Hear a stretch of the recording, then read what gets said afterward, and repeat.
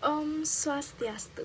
Yang terhormat, Bapak dosen pengampu mata kuliah Akuntansi Keuangan 1, Bapak Iketut Sunarwijaya SE MSI, dan rekan-rekan kelas Akuntansi B Malam, Universitas Mahasaraswati Denpasar. Pada kesempatan kali ini, kami selaku kelompok 6 dengan anggota kelompok saya Nimade Anjani absen 7 dan rekan saya Teresa Meliana Gutama, nomor absen 28. Pada kesempatan kali ini, kami akan memaparkan materi mengenai laporan arus kas. Mohon untuk para rekan-rekan agar menyimak dengan baik materi yang akan kami sampaikan. Nah, untuk yang pertama, saya akan menjelaskan mengenai laporan arus kas. Laporan arus kas adalah bagian dari laporan keuangan suatu perusahaan yang dihasilkan pada suatu periode akuntansi yang menunjukkan aliran masuk dan keluar uang perusahaan. Dalam arti sempit, laporan arus kas artinya sebuah laporan keuangan yang menyajikan arus kas masuk dan keluar dari sebuah perusahaan tersebut. Selanjutnya, saya akan menjelaskan mengenai manfaat laporan arus kas. Laporan arus kas atau yang biasa disebut cash flow statement memiliki manfaat antara lain. Yang pertama, memberikan informasi terkait arus kas yang terjadi sebagai acuan dalam menyusun strategi keuangan ke depannya. Yang kedua, memudahkan perusahaan untuk melakukan evaluasi, melihat efisiensi kas perusahaan selama setahun ke belakang untuk efisiensi kas di tahun berikutnya. Yang ketiga, perusahaan menjadi lebih mudah dalam mengukur keberhasilan bisnis. Dan selanjutnya, menjadi acuan peningkatan investasi suatu perusahaan. Dengan memiliki laporan arus kas, siklus keuangan bisnis akan menjadi lebih terukur dan membuat keuangan perusahaan semakin sehat dan menjadi salah satu faktor penting untuk perkembangannya sebuah perusahaan. Dalam laporan arus kas biasanya akan ada 3 klasifikasi utama dalam pencatatannya, yaitu ada aktivitas operasi, aktivitas investasi, dan aktivitas pendanaan. Yang pertama, aktivitas operasional atau operating. Aktivitas ini merupakan kumpulan dari aktivitas yang dapat mempengaruhi kas atau keuangan perusahaan. Aktivitas ini dibagi lagi menjadi 2, yaitu aktivitas masuk dan aktivitas keluar.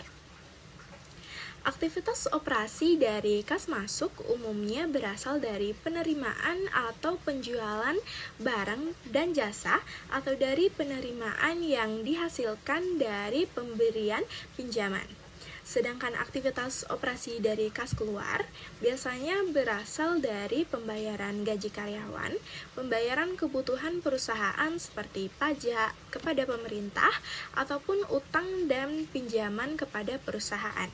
Contohnya, penjualan barang atau jasa dari pelanggan, pembelian persediaan perlengkapan yang umurnya diperkirakan kurang dari setahun, utang kepada supplier, dan beban operasional lainnya. Nah, yang kedua, aktivitas investasi atau investing.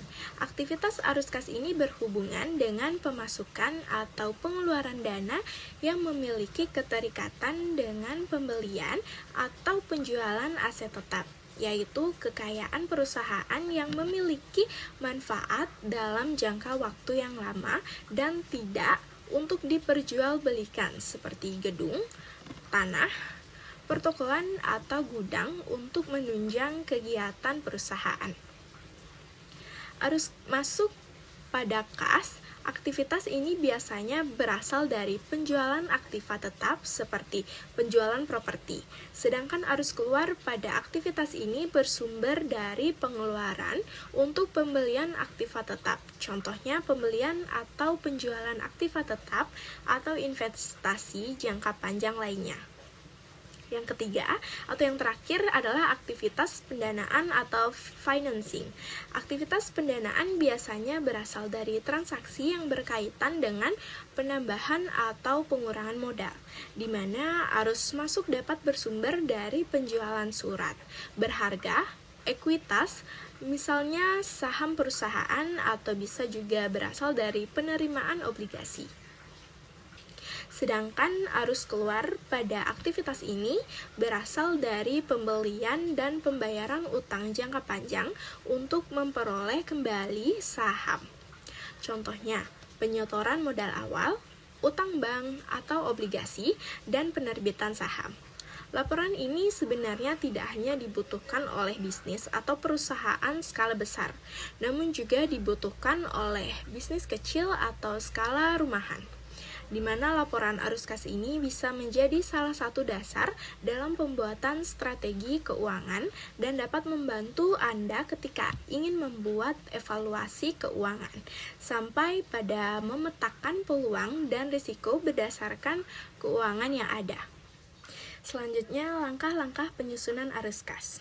Secara umum, proses pembuatan laporan arus kas dapat dilakukan dalam 5 langkah, yakni yang pertama menentukan saldo awal. Langkah pertama yang harus kalian lakukan dalam menyusun laporan arus kas adalah menentukan saldo awal kas dan setara kas atau kas ekuivalen di awal periode pembuatan laporan. Kalian bisa menemukan pada laporan laba rugi dalam periode akuntansi yang sama. Saldo awal dibutuhkan jika laporan arus kas dibuat dengan metode tidak langsung untuk mengetahui arus kas dari aktivitas operasional. Tapi, kalau kalian menggunakan metode langsung, informasi ini tidak dibutuhkan. Yang kedua, menghitung arus aktivitas, arus kas dari kegiatan operasional. Setelah saldo awal diketahui, selanjutnya hitung arus kas dari aktivitas operasional. Ini penting sebagai sumber informasi tentang seberapa banyak uang tunai yang diperoleh perusahaan dari aktivitas bisnisnya. Metode yang digunakan ada 2 macam, yakni langsung dan tidak langsung. Kedua metode akan menghasilkan angka yang sama, tapi proses perhitungan arus kas dari operasinya yang berbeda.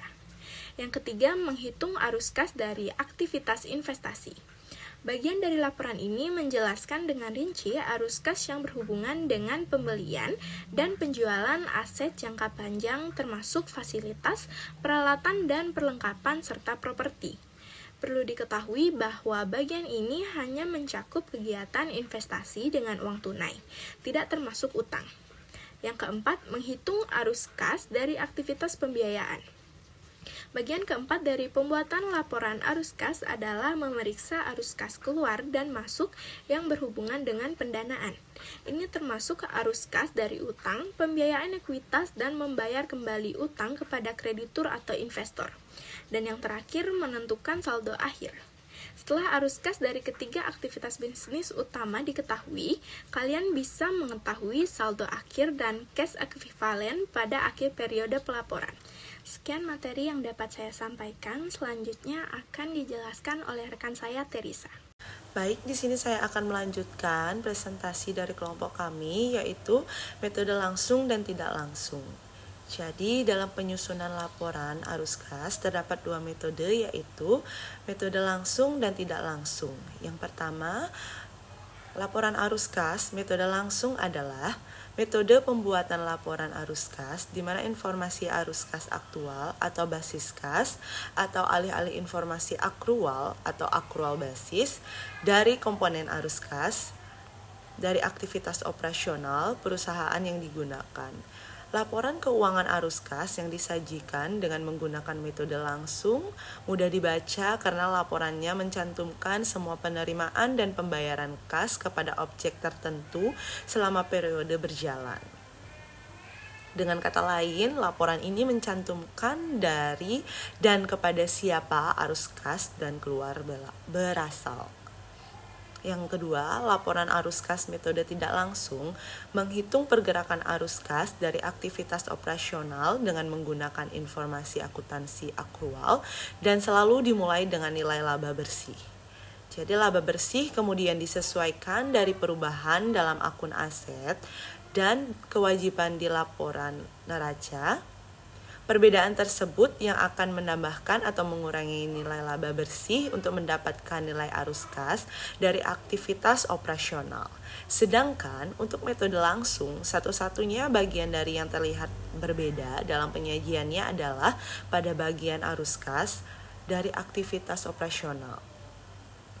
Metode langsung hanya mencantumkan total penerimaan kas dan pembayaran yang dilakukan secara selama periode operasional berjalan. Selanjutnya, sumber informasi untuk laporan arus kas. Untuk membuat laporan arus kas, ada 2 sumber data yang dibutuhkan, yaitu yang pertama, laporan laba rugi dari periode yang sedang berlangsung. Laporan laba rugi atau income statement atau profit and loss statement adalah bagian dari laporan keuangan suatu perusahaan yang dihasilkan pada suatu periode akuntansi yang menjabarkan unsur-unsur pendapatan dan beban perusahaan sehingga menghasilkan suatu laba rugi yang bersih. Laporan laba rugi bisa dibuat dalam periode 1 bulan, 1 tahun, atau berdasarkan konsep perbandingan. Yang disebut juga konsep pengaitan atau pemadanan antara pendapatan dan beban yang terkait. Jadi laporan ini masuk ke dalam 4 laporan keuangan utama perusahaan dan sebagai penghubung antara 2 laporan neraca. Yang kedua, neraca periode dari periode yang sedang berlangsung dengan neraca periode sebelumnya.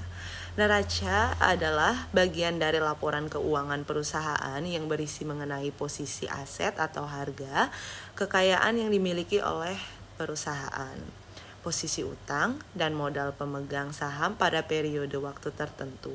Neraca akan memberikan gambaran kepada investor mengenai yang dimiliki perusahaan, jumlah utang perusahaan, serta modal yang diinvestasikan pemegang saham ke dalam perusahaannya. Selanjutnya, masalah-masalah khusus dalam pembuatan laporan arus kas. Yang pertama, pencatatan tidak terorganisasi dengan benar. Banyak pemilik usaha kecil melakukan pembukaan dan pencatatan keuangan yang seadanya karena mereka begitu sibuk dengan beban kerja yang sangat besar dalam mendirikan bisnis.